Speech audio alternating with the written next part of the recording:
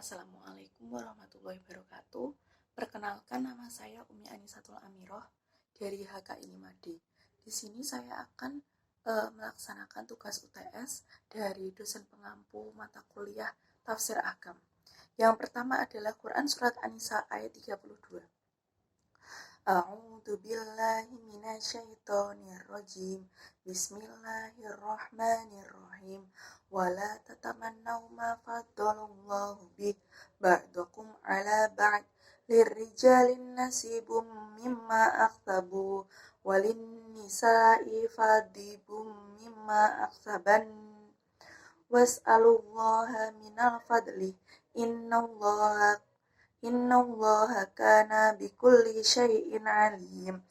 Yang artinya, dan janganlah kamu iri terhadap apa yang dikaruniakan Allah kepada sebagian kamu lebih banyak daripada sebagian lain.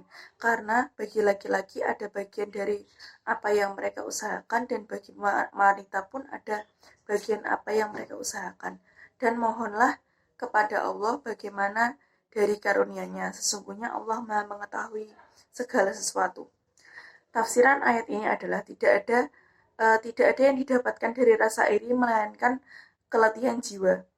Allah meliputi segala sesuatu. Dia mengetahui siapa yang layak mendapatkan karunia kuasa dan siapa yang layak dipersempit. Maka janganlah kalian menolak, tetaplah Allah dengan rasa iri dan lainnya. Dia mengetahui permintaan kalian terhadap karunia-Nya, dan Dia akan menjawab doa kalian.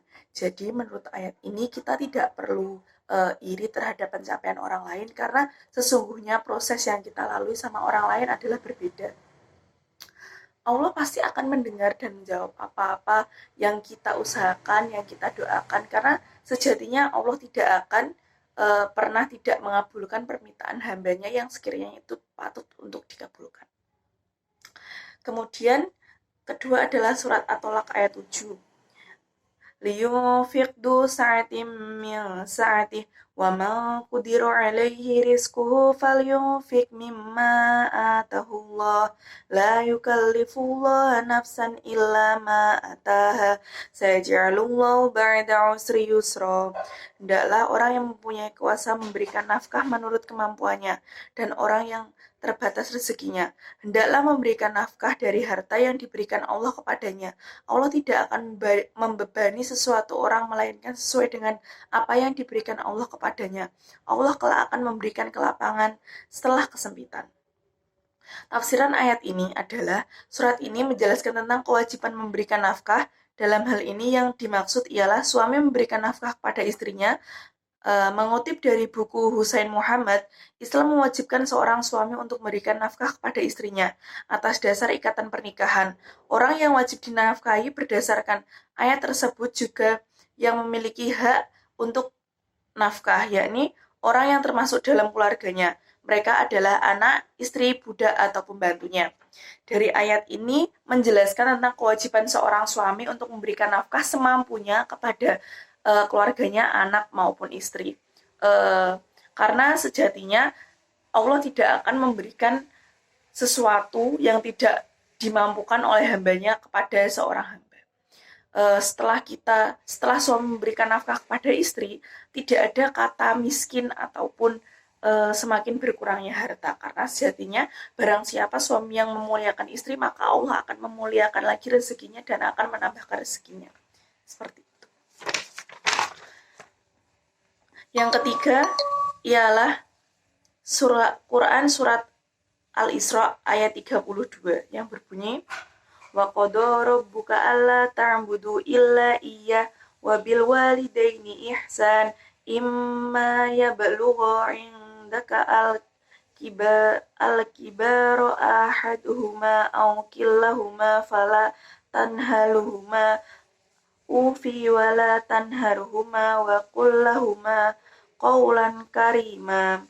Yang artinya, dan Tuhanmu telah memerintahkan agar kamu jangan menyembah selain Dia, dan hendaklah berbuatlah baik kepada ibu bapak.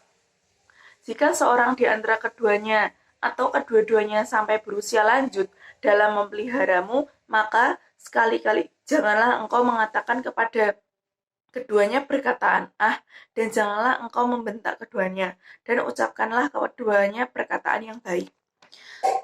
Tafsiran ayat ini adalah, dan Tuhanmu telah memberikan perintah agar kamu jangan menyembah selain Dia, dan hendaklah berbuat baik kepada ibu dan bapak. Jika seorang salah kedua di antaranya berusia lanjut, maka janganlah kamu berkata ah, maka sekali-kali janganlah engkau mengatakan perkataan yang tidak mengenakan hati. Sesungguhnya perbuatan itu adalah tidak dianjurkan, dan ucapkanlah kepada mereka perkataan yang baik saja. Ayat ini menjelaskan bagaimana kita harus berbakti kepada orang tua kita, bahwa kita untuk mengatakan ah saja tidak boleh di dalam Al-Quran ini, karena sejatinya orang tua kita sudah merawat kita dari kecil, sudah membesarkan kita, sudah mendidik kita, dan tentu saja sudah membiayai kita sampai sekarang. Lantaran apa yang menjadi alasan kita untuk berkata ah kepada orang tua kita dan untuk tidak menaati apa saja perintah yang dianjurkan oleh mereka. Jadi dalam ayat ini yang bisa direnungi adalah kita sangat dianjurkan dan bahkan diwajibkan untuk selalu mentaati kedua orang tua kita. Yang sekiranya masih ada orang tua, maka itulah yang wajib ditaati. Untuk ketika orang tua kita sudah tidak ada, maka itu akan menjadi sesuatu hal yang sangat menjadi apa ya, akhirnya itu kayak nyesel gitu loh, kenapa kok kita nggak taat kepada orang tua kita ketika masih ada, kan karena kalau sudah meninggal tidak akan bisa diulang kedua kali lagi waktu untuk berbakti kepada mereka. Jadi kita wajib untuk berbakti kepada orang tua kita selagi masih ada dan diberikan kesehatan kepada Allah Subhanahu wa taala. Yang terakhir adalah Quran Surat Al-Baqarah ayat 223 yang berbunyi, Nisa'ukum harathul lakum fa'tu harathakum anna syi'tum wa qaddimu li'anfusikum wattaqullaha wa'lamu annakum mulaku wa basyiril mu'minin.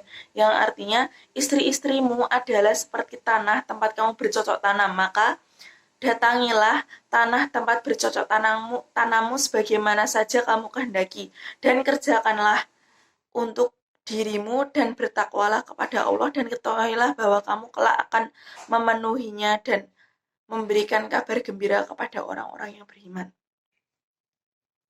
Tafsirnya adalah, istri-istri kalian adalah tempat menyemai benih dari kalian. Kalian menaruh sperma dalam rahim-rahim mereka, lalu lahirlah darinya anak-anak dengan kehendak Allah.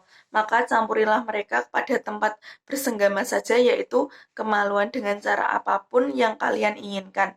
Lakukanlah, amalkanlah amalan-amalan solih dalam diri kalian dengan memperhatikan perintah-perintah Allah, dan takutlah kepada Allah, serta ketahuilah bahwa sesungguhnya kalian akan berjumpa dengannya untuk menghitungkan amal-amal perbuatan kalian di hari kiamat. Dan berikanlah kabar gembira kepada kaum mukmin, wahai Nabi, dengan hal-hal yang menyenangkan dan membahagiakan mereka berupa balasan yang baik di hari akhirat. Di sini menjelaskan ayat pernikahan mengenai seorang istri adalah ladang atau tanah bagi seorang suami. Jadi ketika nanti sudah menikah dan sudah menjadi istri, wajib kita untuk menaati suami kita, karena sejatinya surga seorang istri adalah berada di telapak kaki suami. Seperti itu. Mungkin cukup sekian tugas UTS yang bisa saya sampaikan.